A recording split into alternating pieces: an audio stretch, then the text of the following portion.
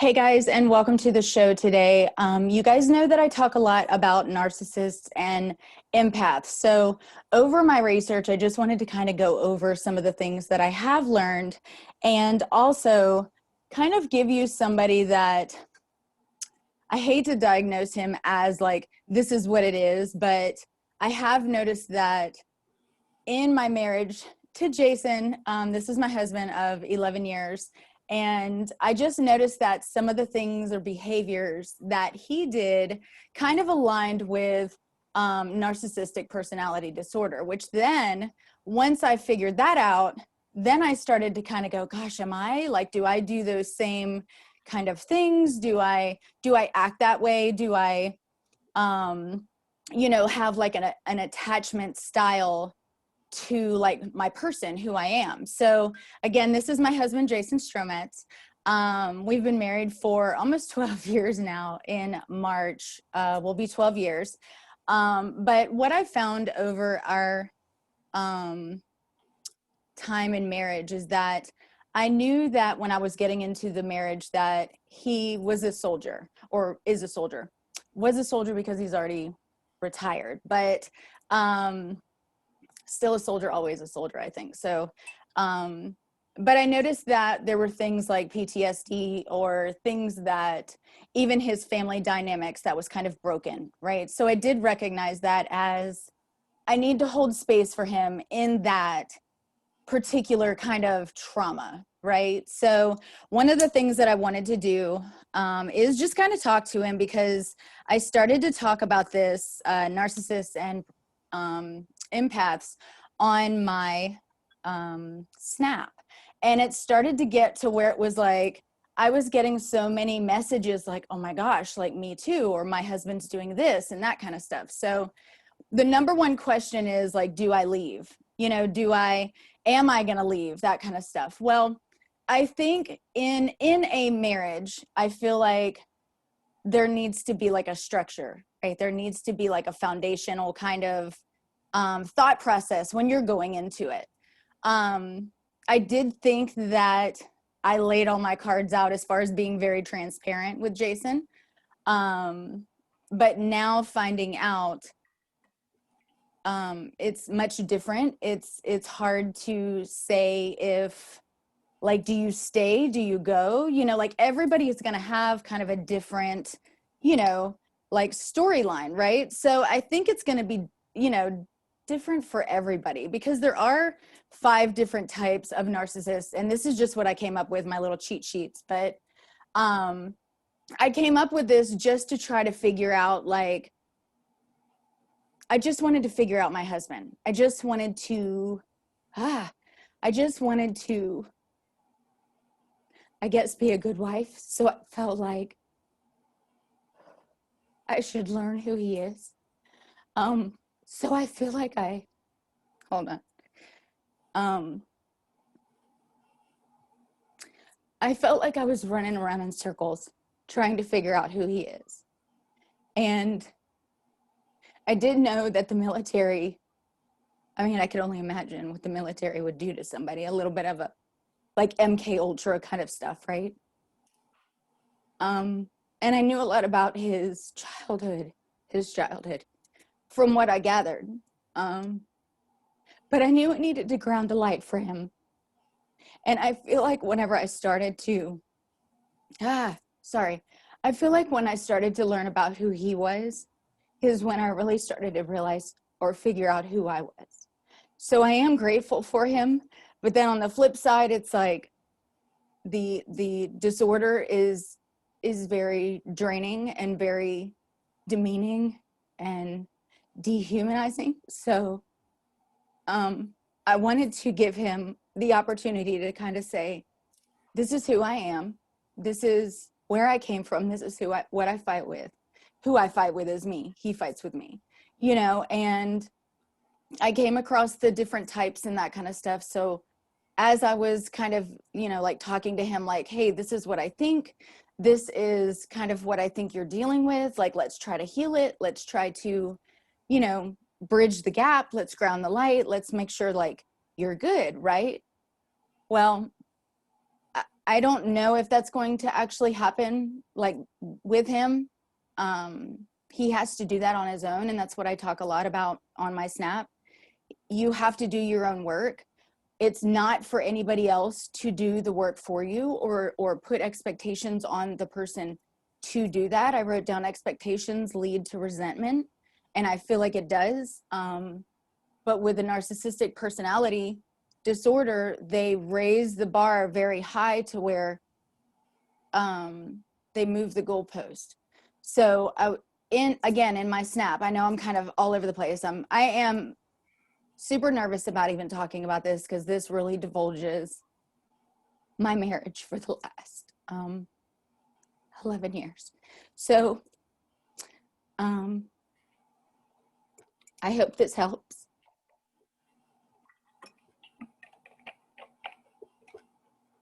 I hope this helps. So Jason, if you'd like to, I don't know where you want to start. Well, I guess let me start with, I imagine most of you all that have been listening to Eeek for a while probably put two and two together and figured out that I was the subject of a lot of her topics and discussions when it comes to narcissism.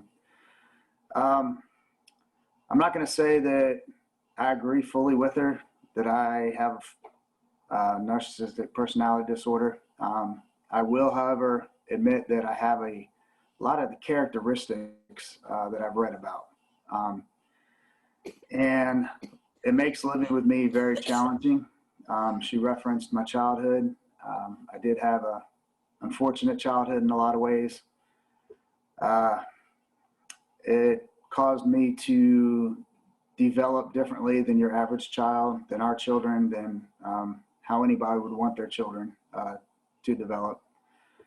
I, of course, then went immediately into the military. The military just kind of refined my skill sets and was able to build off my emotional unavailability, if you want to call it that. I hold my emotions and most things very deep within inside me, behind many, many layers of walls that Eeek has tried for years to get through and break down. At times there's been some success. Ultimately, it's not all the way there. I do know that life with me is challenging. I'm probably the most aware of a lot of those things now than I have ever been. At first, when this was brought up, it just flipped the defensive switch, and I was not hearing it. I was not having it. I was not open to even looking at myself as having any of these traits or characteristics. And, I listen to her Snap too, just like you guys. Of course, I have known the whole time, that I'm the subject of a lot of these, even though she hasn't straight out divulged it or said me in all of these. And it sparked a lot of anger. I'll just be honest. Shining a light on my ugly side, if you will. That's not something really anybody likes to do, but especially somebody, that has a lot of issues like I do. But she did say something to me that made me think more about doing this and letting it be known beyond a shadow of a doubt that, I'm her struggle when it comes to this. She said a lot of people have messaged her and, said they're dealing with a lot of the same things. And she said, if it helps one person, I know it often, people make the assumption it's the woman that's dealing with it all the time. And, I don't know the statistics of it. I guess I'm just kind of assuming probably more women deal with a narcissistic husband, but in articles I've read, I do know that it can go both ways. But I think it's a mentality, Yeah. I feel like it's a vibration, like a frequency that you get stuck in. Yeah. And I know we'll get into more detail with some of the questions, that I know you've prepared. For those of you listening, I do not want to know the questions. because I didn't want my very precise protective skills internally to kick into action and be prepared to kind of dodge a question. I kind of wanted to just, even if I'm caught off guard, I'm caught off guard, but hopefully be able to answer more honestly or the best of my ability. I know that there's probably going to be some things I don't have an answer for right now.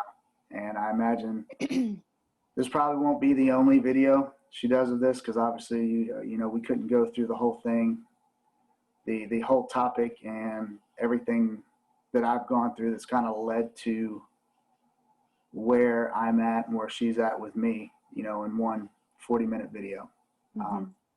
Watch my time too. I don't remember when we started. Well, here's the first question. And I actually made it the second question because this is the one that kind of seemed to come in a lot, was who hurt you? So like a lot of times in narcissism, there's parent alienation.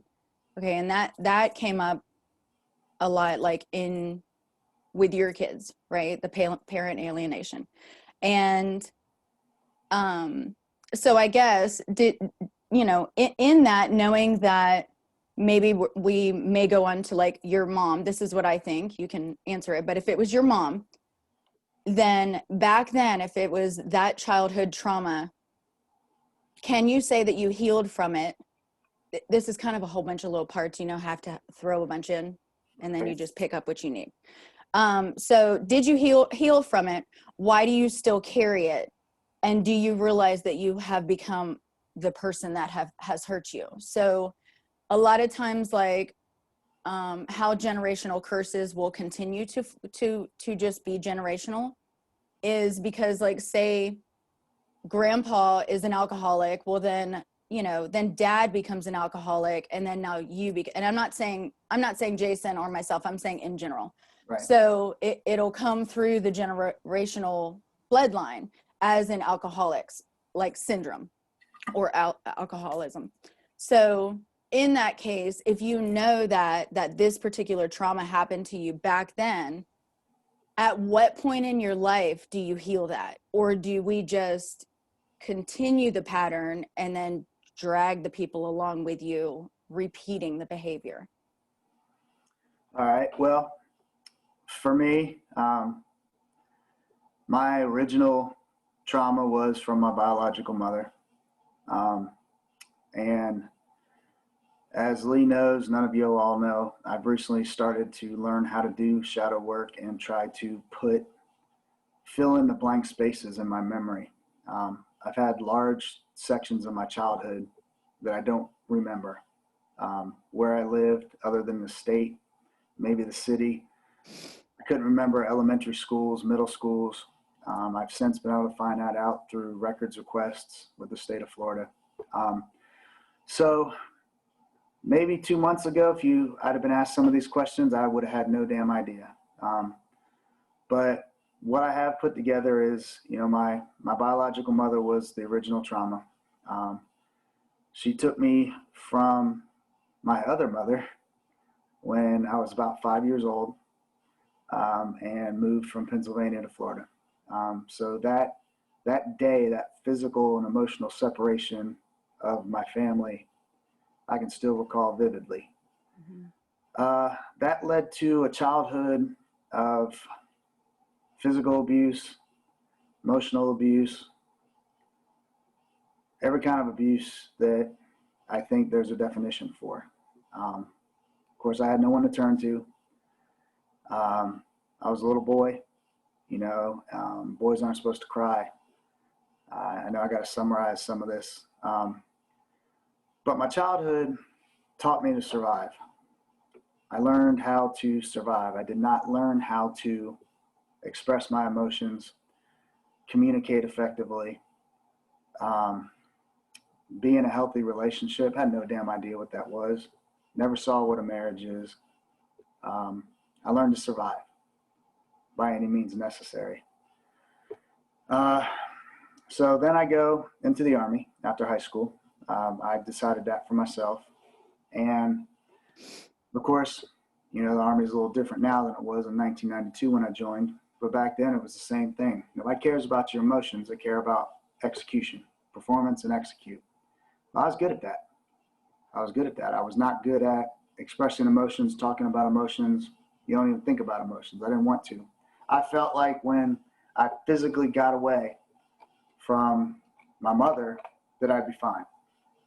I got away from it. You couldn't hurt me anymore. Did I you had no heal from clue. it? Huh? Did you heal from it? Oh, absolutely not. Absolutely not. Because I didn't even think about it. I never thought about it again. I'm out of it. It's done. It's over with. If I don't think about it, it's not there. It's almost like I can live my adult life like it didn't happen. But However, do you think that helps our relationship? Like if I'm coming to you with something that I may be even upset about, may not have anything to do with you, but if I'm coming to you with something that upsets me, is that why you shut it down and don't want to talk about it? yeah, probably so.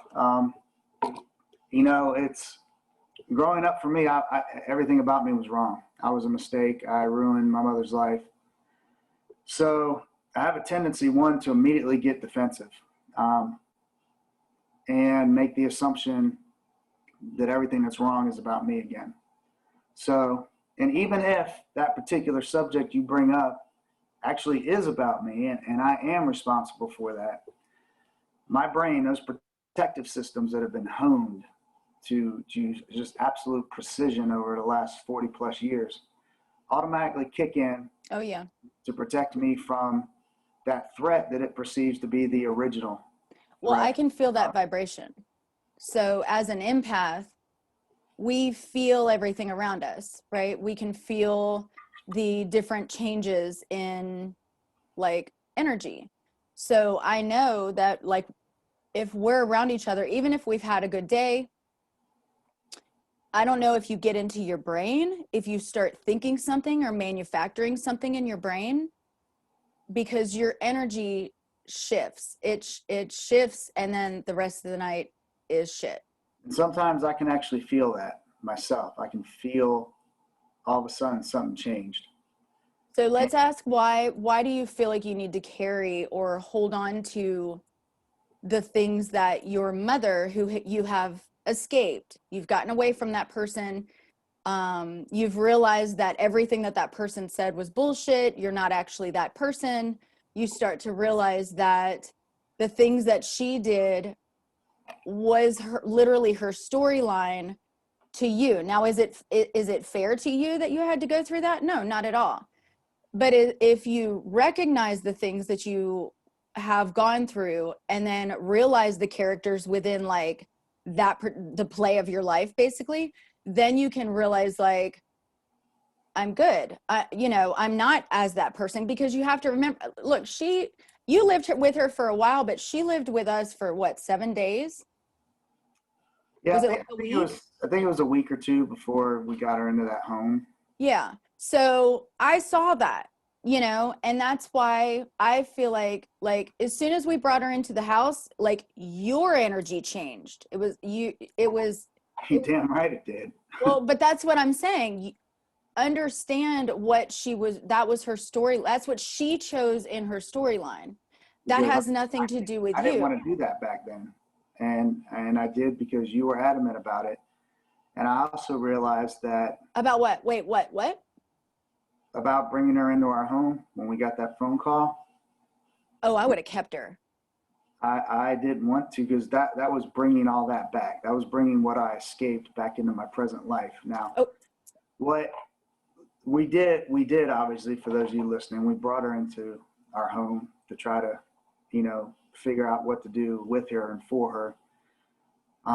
But also understand, with Lee's explanation and also with the fact that I'm not completely just a cold-hearted son of a bitch, I was able to see what the right human thing to do is also.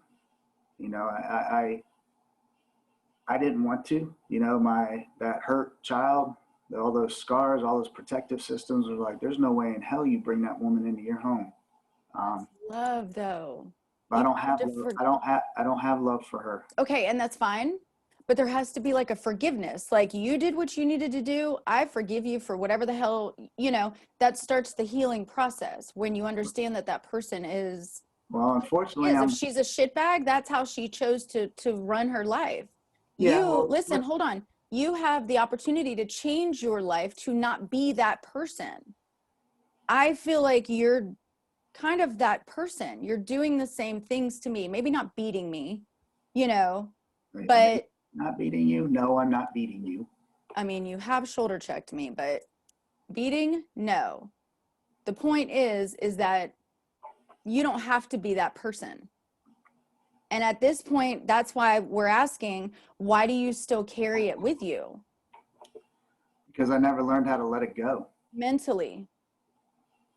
I never learned how to let it go. I don't feel like it's learning to let it go. I think it's stepping into your power and realizing who you are and that she's a bullshit piece of shit. Like you have to realize that's her storyline. You have to step into your own power and go, I'm Jason Strometz. This is what I am. Here's how I was born, blah, blah, blah, blah. Because I think that your storyline is kind of a cool storyline. But you're hiding everything and you're trying to run from everything. And I just feel like running from something is you almost have to have like, so I wrote dark night of the soul. You almost have to have your dark night of the soul where you just go, I am me. I accept me.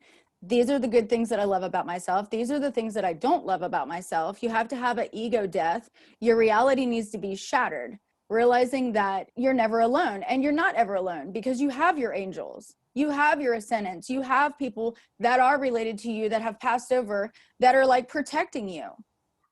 And you and I watch enough stuff, and I talk to you enough about ghost stuff, and we look at enough recordings with spirit through our house that I'm pretty sure that you should realize by now that you have like all these people, dead people. I have no doubt that there are spirits and other energies around us everywhere.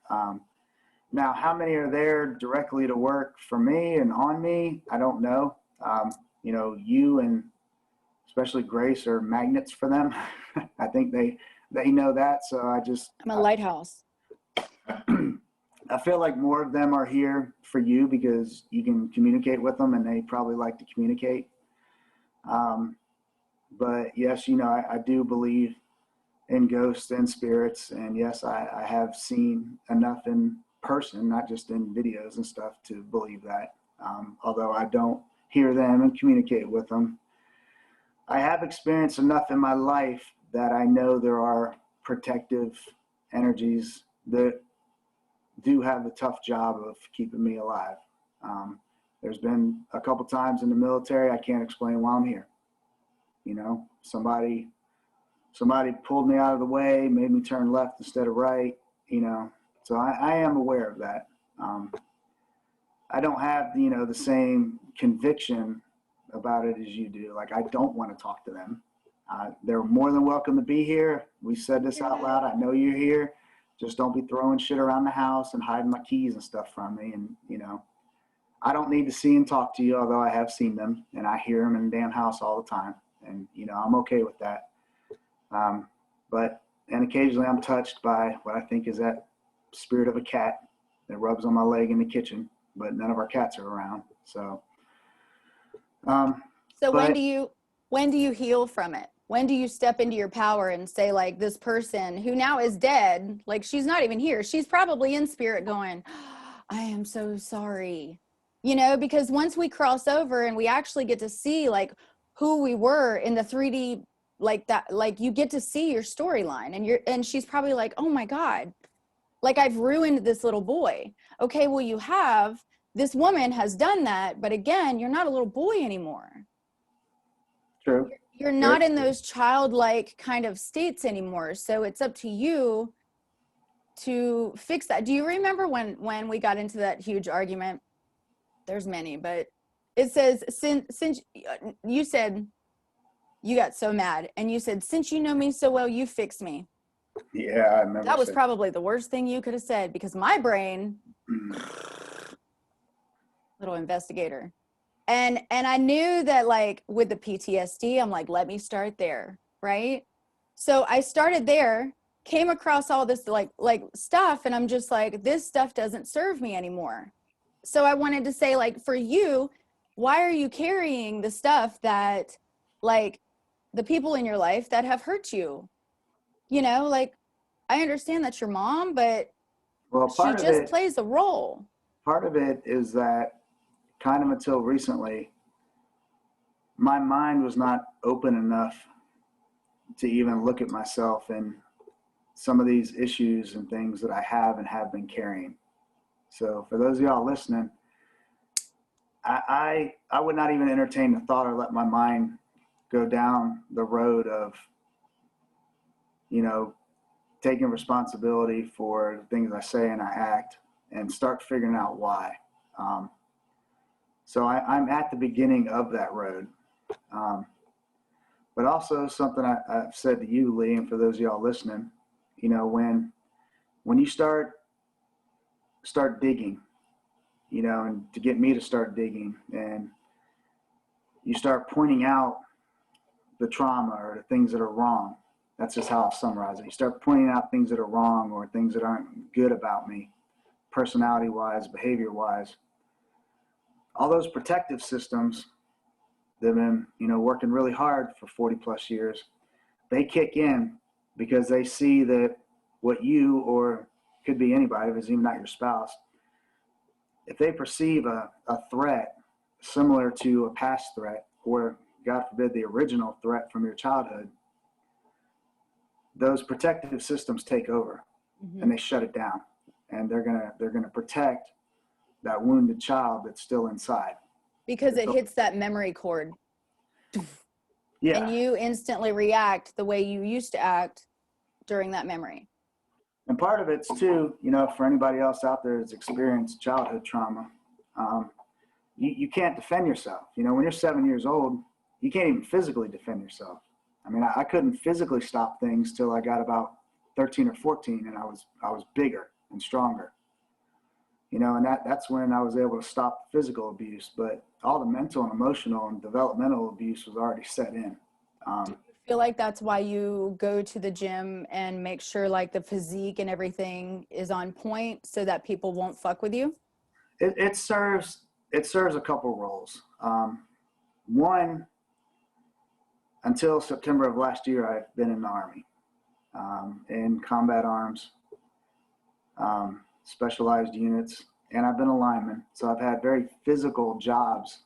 So I always wanted to stay as physically fit and strong as possible to benefit both of my careers. That was one aspect. Two, it was a hobby. You know, it was in my previous marriage, it was an escape. You know, that was my time each day for me. And then I guess the point you brought up, yeah, if I keep the outside strong, physically intimidating, it's gonna keep more threats away. You know, it's like you hear in a lot of self-defense shows or classes or something, don't look like a soft target. You know, bad people, they're not gonna wanna take on a tank if they can take on, you know, somebody on a little bicycle. It's gonna be an easier target.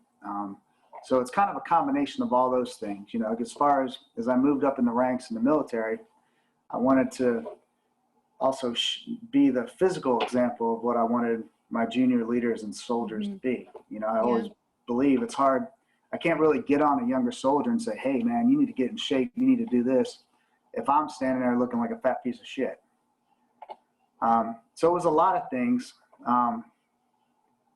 And in a weird kind of way, it's also when I'm working out, I'm in my peaceful area. I mean, even though I'm hammering my body and I'm exhausted, and that's one of my safe zones, you know.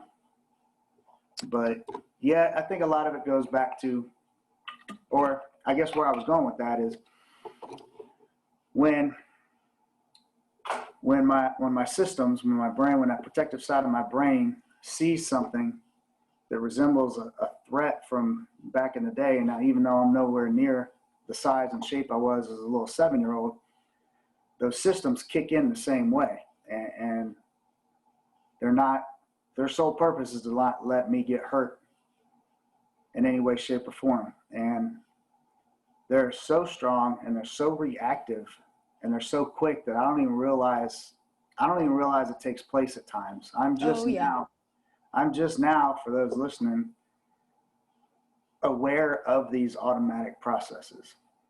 And just being truthfully honest, truthfully aware that they're there and starting to learn why they're there. And then the double-edged sword with that is that I don't want all of them to be gone, but I need to learn how to control the severity of when they kick in, or decide when they kick in versus it automatically happening, if that makes any sense. Yeah, because I feel like you have to be conscious of like that trigger, but then also be conscious of who you're talking to. So like if you're talking to me and you know that I've never said something like that before, or I've never even thought that or even done that particular thing, when you have a trigger, it's almost like I become like visually your mom, and you're just coming at it. And I'm like, now I'm absorbing all of this. Now would be a great time for me to explain to them what I tried to explain the other weekend. For you guys listening, no, I don't ever mistake that Lee's my mother. But through my learning about myself, I came up with a phrase to try to be able to explain this. My mother was the first female in my life, my first original caregiver, and mothers are supposed to protect and love their children.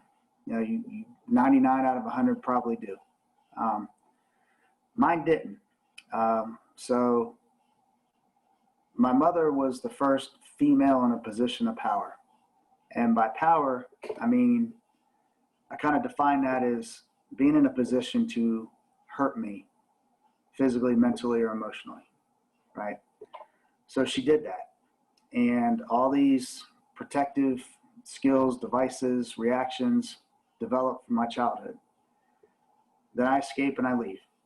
I grow into adult Jason. Again, never having seen a healthy relationship, a healthy marriage, not even a 2-parent home, right? These are all foreign things to me.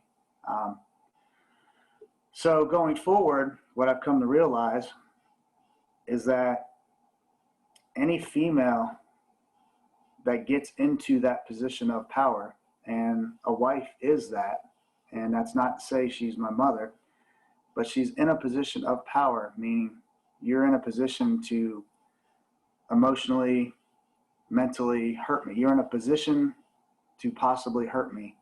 That triggers those protective devices, those protective systems in me.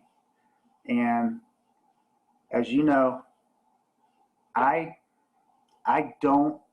have not learned yet how to be vulnerable.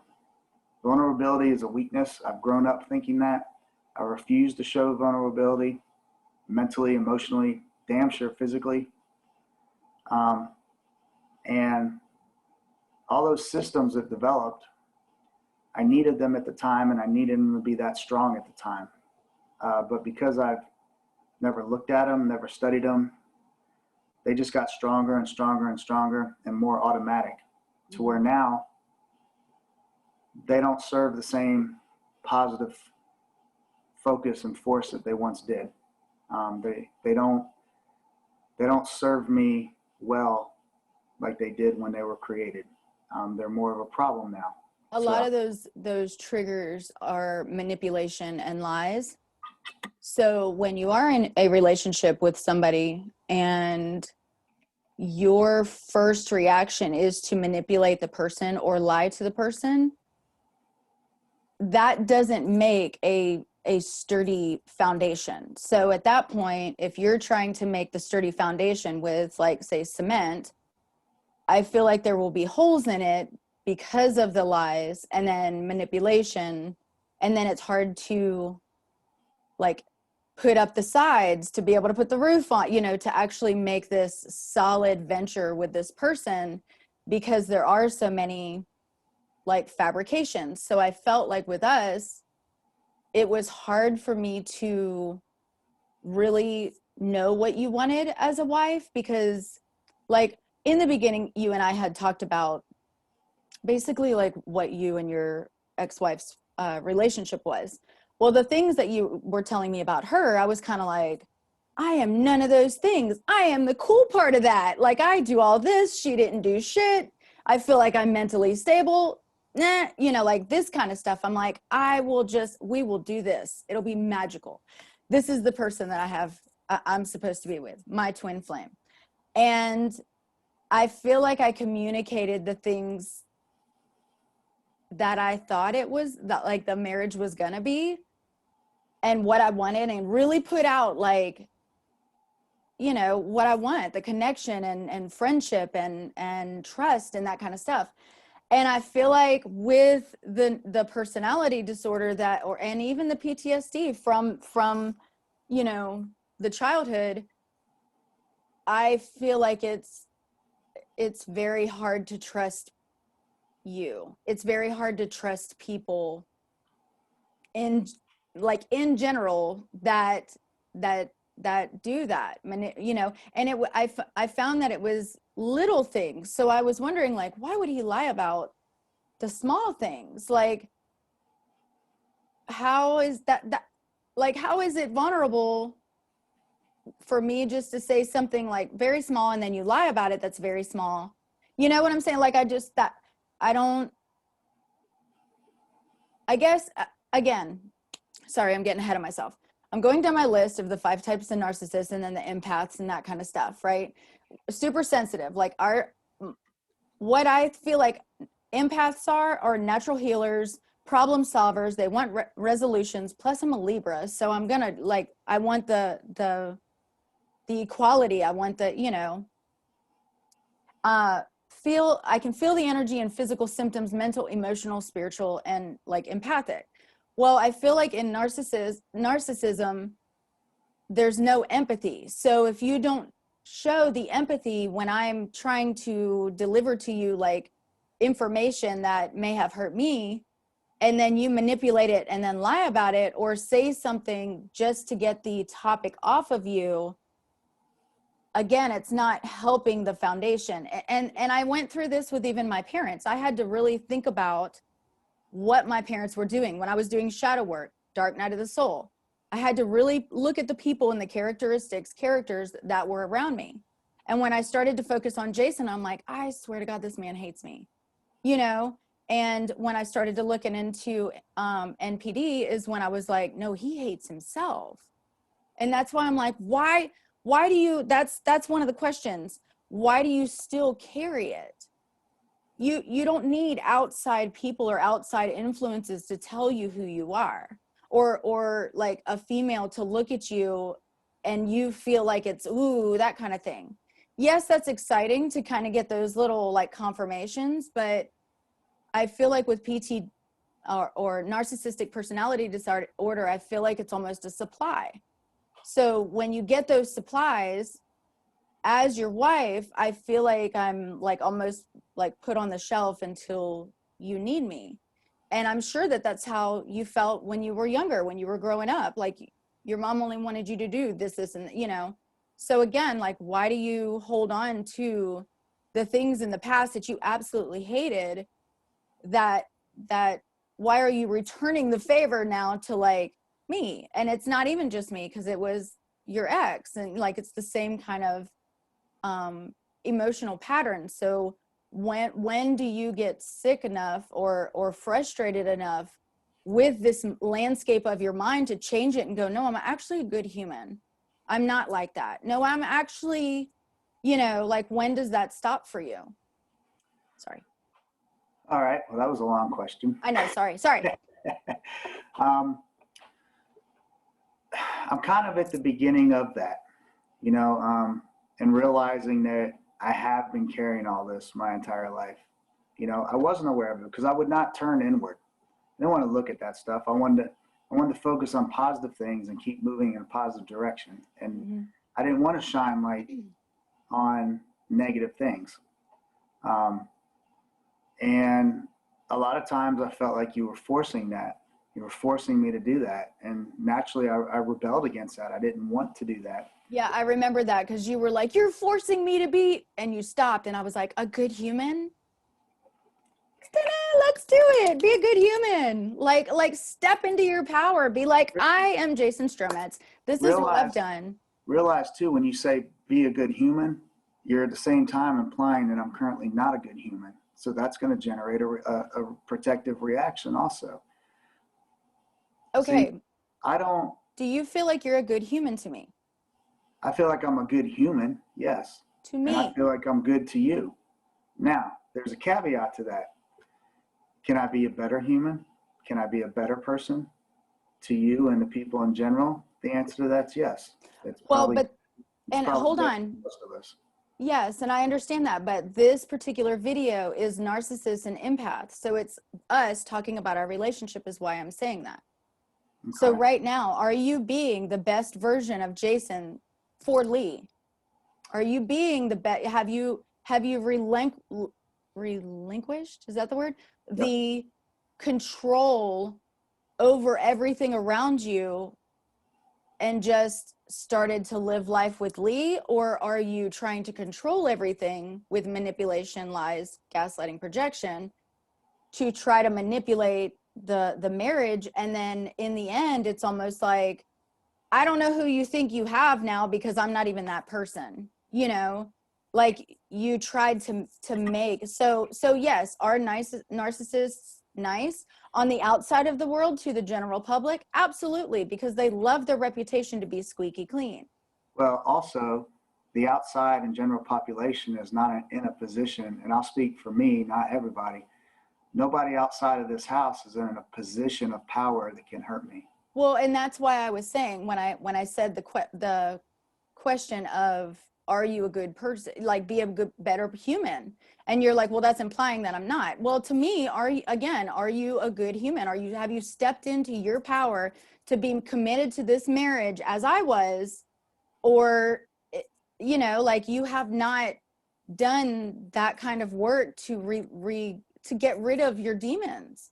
Everybody has demons. Everybody has attachments and generational curses that some of us came in here with them. Yes. So to answer part of that before we keep rolling on, no, I have not released all that. And therefore, no, I'm not the best version of myself. I need to release those things, and I'm still working towards figuring out how. Like really figuring out how and understanding how, not just going through the motions, but really letting go of it, not taking it with me. And all of this, for those of y'all listening, for me, this is focusing on negative things about myself. Most people don't want to do that. It's not a natural thing. It's damn sure not natural for me. And it often creates situations where I feel like only the negative things about me are being focused on. So I'm repetitively hearing everything that's wrong with me over and over again. That is an immediate trigger all the way back to my childhood, because that's what I heard during my childhood. So I get in what I feel like is this constant battle within me of the protective side that's going to shut that down and eliminate that threat, and the side of me that's like, this is where you got to work to let it go. And there are times, and I've told Lee this, where I friggin' feel like there are two people arguing. It's like a tug of war going on inside. So I'm nowhere near where I need to get, but most of my life I wouldn't even have been able to recognize that situation is going on internally. And I know she's talked about this. It is draining. And When you go through the dark night of the soul, it literally, like, that's when your reality shatters. It's hard because I'm trying to learn to do. I'm trying to relearn completely different things, but it all goes against what comes natural to me. Everything I've conditioned my mind and body and emotions to do. And sometimes it's like, man, this is never going to happen. But then I'm able to realize, like, just the fact that I'm sitting here talking about this shit, and I can only imagine how many people are going to see and hear this. It was a big step for me. She asked me to do it, and you know, my original instinct was like, hell no. Mm-hmm. Hell no. Because when I first presented like the narcissism to him, like, it was weeks. I knew that I had to be ready and on point with what I wanted to show him. I replayed certain scenarios in my head, how he is going to react to me. This could be a blowout. We're about to have a shitstorm, but run it. So I had 2 videos. The YouTube channel is called The Little Shaman. I remember. Healed me, the little shaman. And I listened to her for months, and I was painting the inside of the house. I would just have her playing in the background, whatever I was doing. If I was out in the yard, playing in the background. And I started to realize that I also had to go through the dark night of the soul myself. Like, everybody has to do this, right? But when I started realizing that literally, like, all the excuses and just like not wanting to look at the trauma and that kind of stuff just kills the relationship. So if you're getting into a relationship and you have a bunch of drama, and that's fine, because like I talk about on my snap, like, we're cups, right? So we should come to the table with our little cups. They don't necessarily have to be equal, but you should know how to fill your cup. Well, I noticed that because I was married prior, Jason, but in my past marriage, I noticed that I started to learn really how to fill my cup. I knew how to do that. I knew how to fill other people's cups. I was good. Well, then I got into the marriage with Jason, and I'm like, why do I always feel like I am like giving to his cup? Why do I always feel like I'm the one that's being drained by him? Well, I started learning about narcissism and then empaths, and knowing that I could, I guess knowing that I could do this and that kind of stuff, there's a lot of times that I would try to just sit next to him or whatever and exchange my energy to try to fill his cup. But then over time, I was just like, you know what? I can't.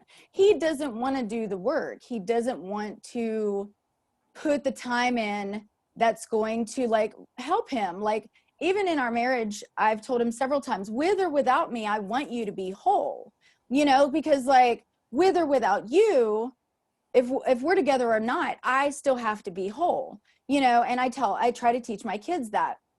But I feel like with Jason, because of the trauma, I feel like he needed somebody to need him.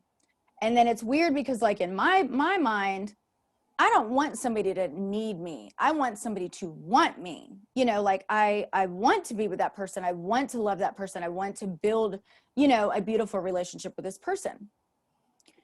His was the opposite. So that's why it almost seems like, looking back now, like I've been trying to show you different things. I remember writing things out, putting things on like PowerPoints. Like, I'm really trying to get into this man's mind, going, you just said that you didn't do this when I have evidence and dates, and yet, but lies. And that's a spirit. That's a spirit. It's a Jezebel spirit. Lying, adultery, alcoholism, sexual trauma. There's a thing also that was kind of listed underneath narcissism, but it's sexual anorexia.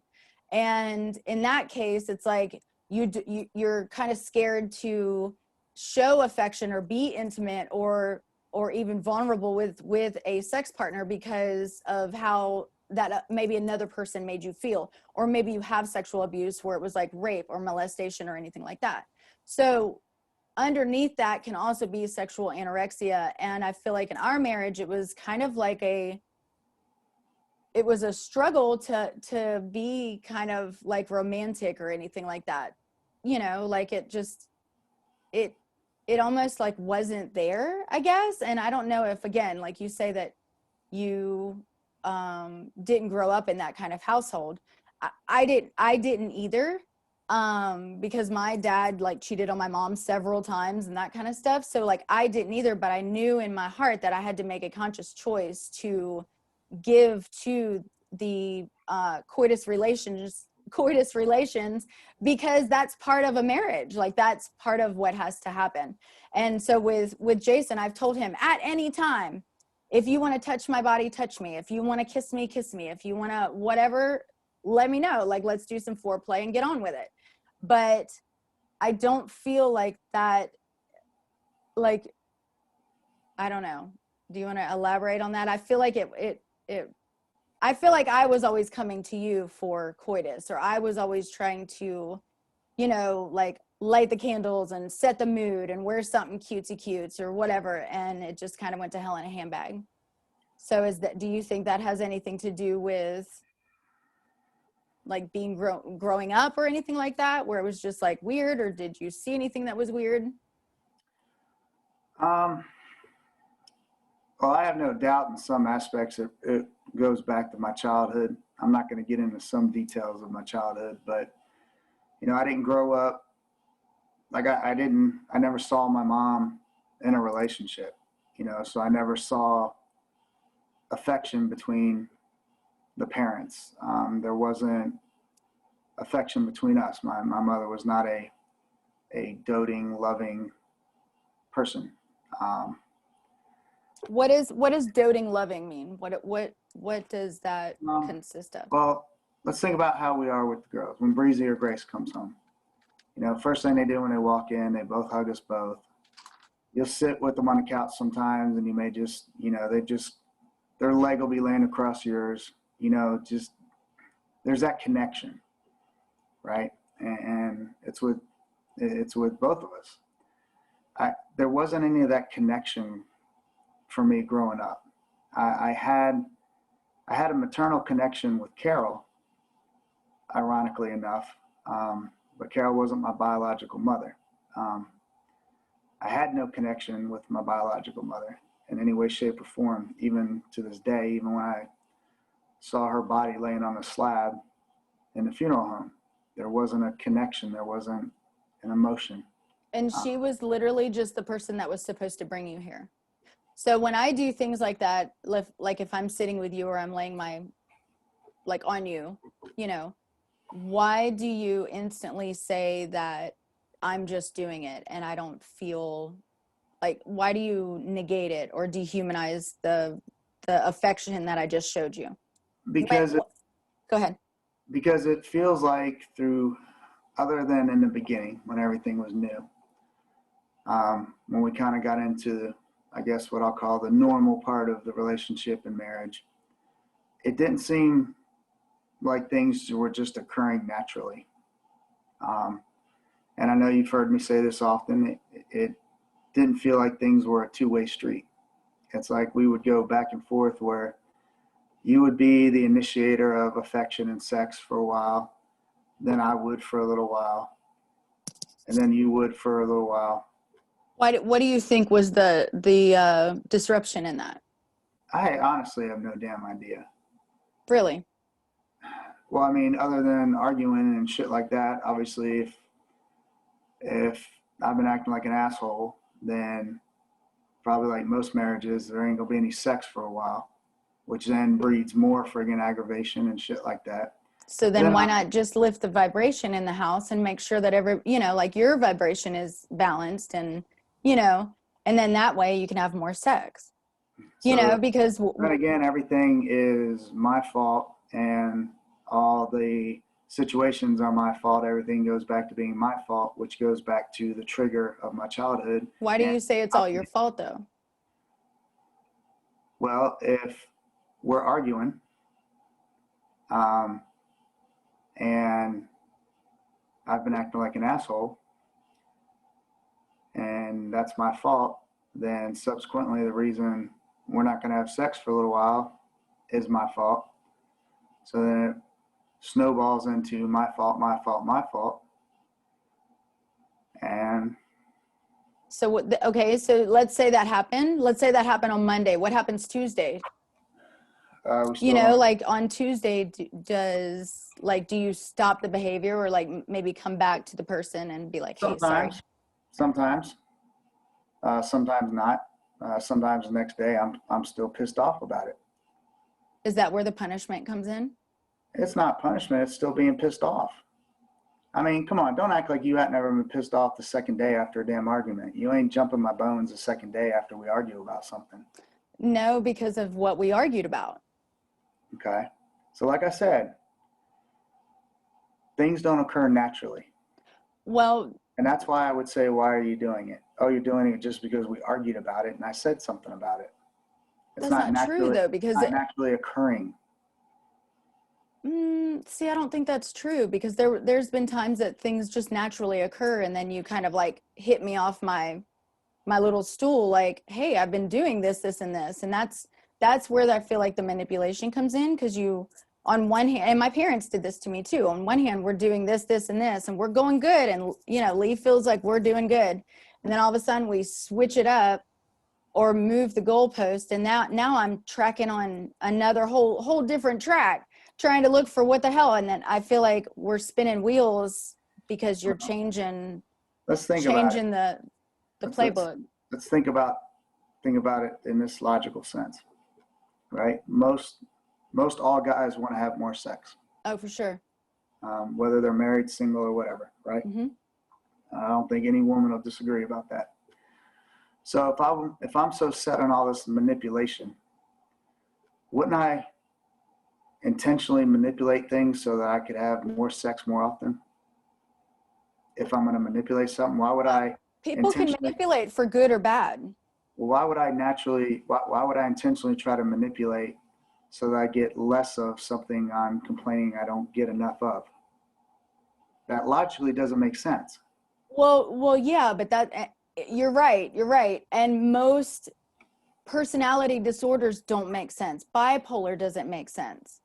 You know, those things are switched in your head. There's a cognitive dissonance that happens within your mind frame, you know, and then that's where I feel like the gaslighting, projection, and that kind of stuff starts to kind of be much more prominent. So if I wake up on Tuesday thinking that we're going to have a good day, but you're not done with the argument, or you're not, you know, there's going to be picking and picking and picking. So now Wednesday rolls around, you know, maybe Thursday, now we're on Friday and you want to have sex, or I want to have sex. Well, I'm not real appealed. It's not real appealing to me to want to have a sacred union with my husband after he just like obliviated me with things that I am not even, you know? So as far as like sex and that kind of stuff, like, yes, I understand men want sex. Scorpios do too. I'm a Scorpio. But again, it's very hard to like, you know, like even want to come on to somebody that just like lost his shit on you, you know, like, and you may have been triggered by something totally different, but because I was standing there, and because that maybe Monday pissed you off, you're going to go ahead and shoot me on Thursday. You know, it's like there's a never ending, like I feel like I'm running across like a gun range, you know, hoping to not get hit with whatever you feel that particular day. So I feel like in the landscape of narcissistic personality disorder, I feel like the landscape, you put into the landscape what you need to at that time, and you take out what you need to at that time too, and then justify it or give it an excuse, you know? So I don't know. We got married 3-3-10 was very important to me. I messaged him and I was like, no, it needs to be this day, or it needs to be like this day. And then I'd get a couple more numbers because I love numerology. I'd get another number. I'm like, okay, and this number means this, we could do it on this day. And I think you actually like took off work, or you left work. I was like, come to the courthouse. now, you know, and it was 3-3-10. And I knew that because my last marriage was horrible. And I knew that I wanted a high vibration, a completion of a cycle. Our number would be 9, 3-3-20-10. And I wanted that completion, that transformation, compassion and kind, because I knew he was getting out of a shitty marriage too with a psychopath. And, you know, I was ready for this compassion, this kind, the learning inner wisdom. I felt like that I could offer him that, like, cause I have already done shadow work and shit like this, right? I've already done this. So I wanted to help him do this and help him get his self, the landscape looking right without all the weeds. And let's see some of the flowers and the horizon and the sun and the moon. And let's like do all this. But I feel like even at this point, it's been transformable. I feel like I have transformed hugely. I don't know if that's a word, right? I have totally changed my thought process, everything. And it, I guess with this is what kind of makes me sad, is in the 11 years of all the things that I feel like we would get into arguments and I would just be like schooling him on facts, like, no, it's this and this. And I could recollect, I don't know if that's a word, like times, like what we had on, who was around. I could tell you, you know, and that's part of being empathic and just very aware and tuned in to everything around you. And I guess it kind of makes me sad on one hand, because all of these things were, you know, just to be aware of our demons and our thoughts and heal. And, you know, because he talks a lot about his childhood. My childhood wasn't peachy, you know, but in my childhood, I knew that I was like, I am not going to be like these people. I am not going to do the same shit that my parents did to me in childhood.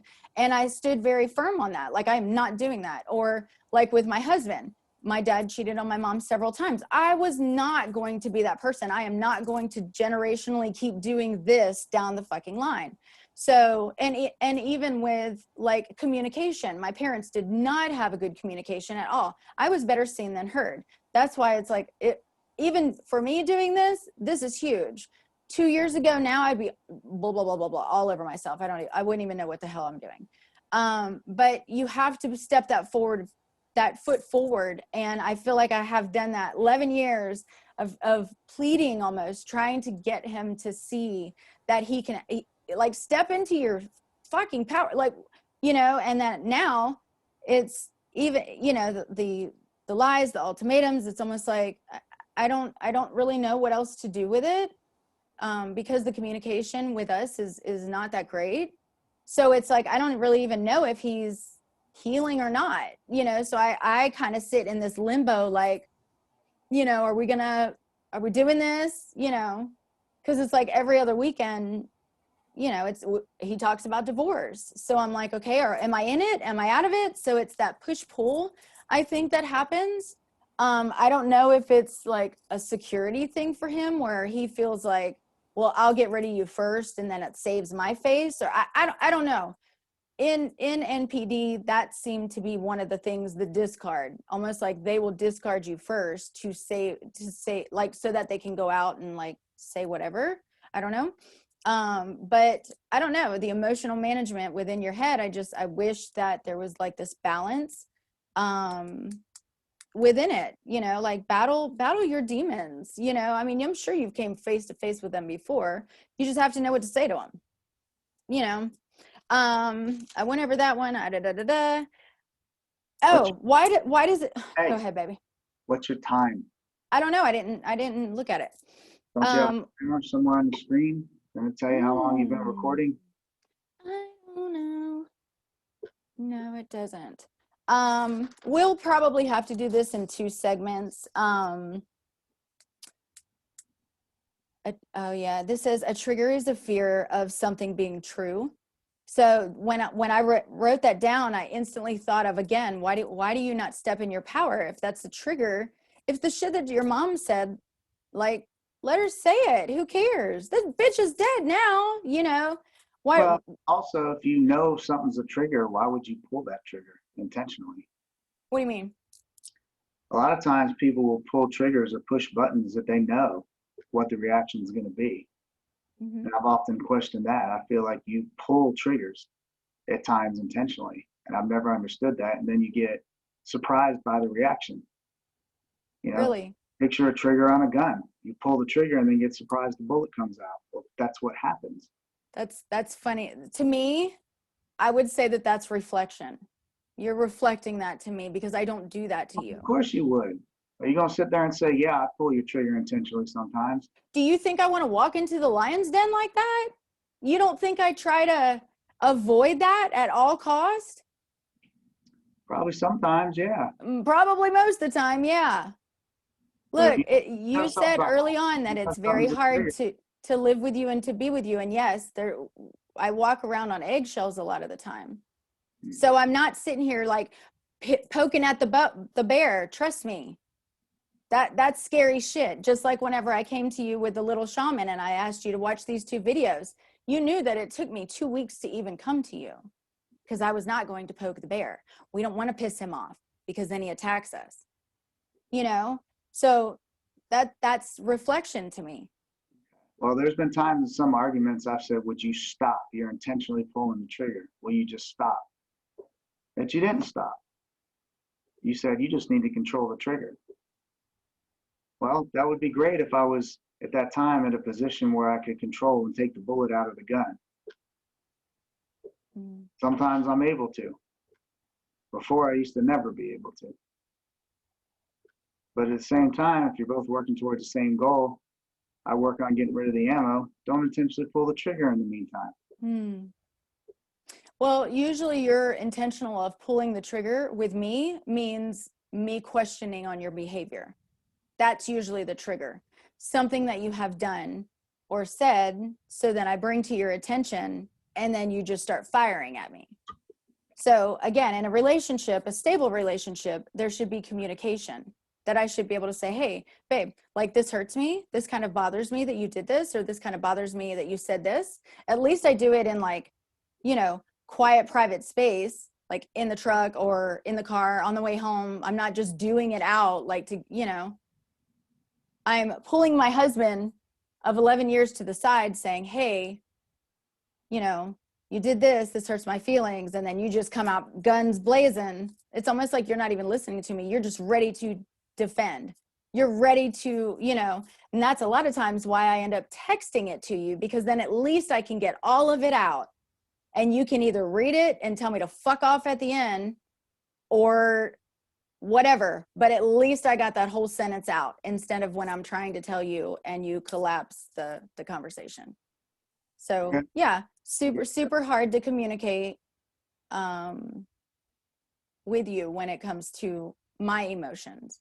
But again, you don't care about my emotions. And that's where I started to kind of go back to narcissistic personality disorder. Is it really time?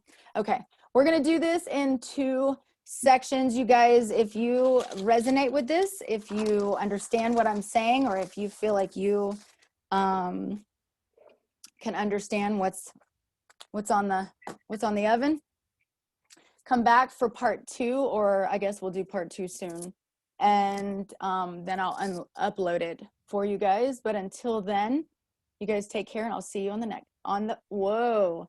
Until then, you guys come back and I'll see you guys on the flip side.